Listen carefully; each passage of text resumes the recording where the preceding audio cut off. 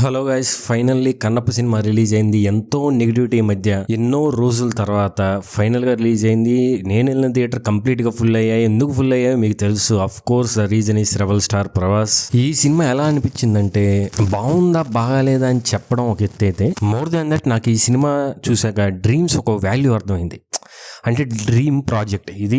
మంచు విష్ణు గారి dream project. Dream ఉంటే సరిపోదు, డ్రీమ్ నెరవేర్చుకోగలిగే కృషి ఉండాలి, సత్తా ఉండాలని అర్థమైంది. ఒకవేళ అది లేకపోతే మన డ్రీమ్ ఒక నైట్ మేర్ అయ్యే ఛాన్స్ ఉంది. ఈ సినిమా లాగా మన హెడ్లో మనం ఒక బ్రేవ్ హార్ట్ తీసుకున్నాం అనే ఫీల్లో ఉండొచ్చు. బట్ స్టిల్ ఈ సినిమా గురించి చెప్పాలంటే, ఈ సినిమాలో చాలా scenes heavily influenced from Rajamouli. Influenced కాదు, అరే ఇన్ఫ్లుయెన్స్ ఉండటం తప్పులేదు, బట్ ఇట్స్ అట్టర్లీ స్పూఫ్ చేసినట్టు ఉంటుంది రాజమౌళి గారి సీన్స్ కొన్ని. సో దానివల్ల చాలా చోట్ల కామెడీ సీన్స్ ఉండవు, కానీ జనాలందరూ నా హాల్లో నవ్వుతున్నారు. ఏదో ట్రోల్స్ చూసి కాదు, బట్ ఓకే ఏదో ఒకటి చేసి గోల్ఫ్ కోర్ట్లో పెట్టేశారు అనుకుందాం. బట్ స్టిల్ అంత లావిష్ ల్యాండ్స్కేప్స్ మధ్యలో మళ్ళీ జూమ్ మీటింగ్ ఫిల్టర్స్ అవసరమా? అదే సినిమాకి చాలా పెద్ద ఎబ్బేసింది. సాంగ్స్లో నాకు ఈ సినిమా కన్నప్ప గారు అర్జునుడి ఒక రీఇన్కార్నేషన్ అని తెలుసు. బట్ సినిమాకి వెళ్ళాక ఇంకో కొన్ని కొత్త రీఇన్కార్నేషన్స్ కూడా కనపడ్డాయి. ఎలా అంటే, గేమ్ ఆఫ్ థ్రోన్స్లో ఉండే ఖాల్ డ్రోగో రీఇన్కార్నేషన్ ఈ సినిమాలో విలను.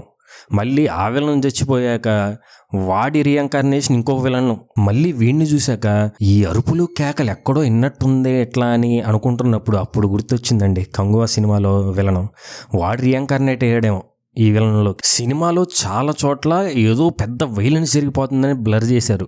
అది బ్లర్ చేసింది CGIని కవర్ చేసుకోవడానికా, లేకపోతే ఫేక్ బ్లడ్ మళ్ళీ కోడి రక్తం అని తెలిసిపోతుందనా, లేకపోతే పెయింట్ అని తెలిసిపోతుందనా, ఏమోండి నాకు తెలియదు. బట్ బ్లర్స్ ఉన్నాయి అక్కడ. కాదురా నువ్వు ఇన్ని నెగిటివ్లు చెబుతున్నావు, సినిమాలో అసలు పాజిటివ్స్ ఏమి లేవా అంటే, సినిమాలో ఉన్నాయి, పాజిటివ్స్ ఉన్నాయి, లేవని నేను చెప్పను. ఆ పాజిటివ్స్ ఏంటంటే మ్యూజిక్ అండి, సాంగ్స్. అంతే, సాంగ్స్ మాత్రం పర్ఫెక్ట్. అంతే, అస్సలకి సూపర్ మ్యూజిక్ డైరెక్టర్ దొరికాడు మన తెలుగు ఇండస్ట్రీకి. వాడుకుండా ఆయన చాలా బాగా ఇచ్చాడు మ్యూజిక్. బ్యాక్గ్రౌండ్ మ్యూజిక్ కూడా కొన్ని చోట్ల బాగుంది. సినిమా ఎక్కడైతే బాగుంటుందో ఆ సీన్స్లో మాత్రం చావు కొట్టాడు. అంతే, మ్యూజిక్ సూపర్ డైలాగ్స్ ఉంటాయి.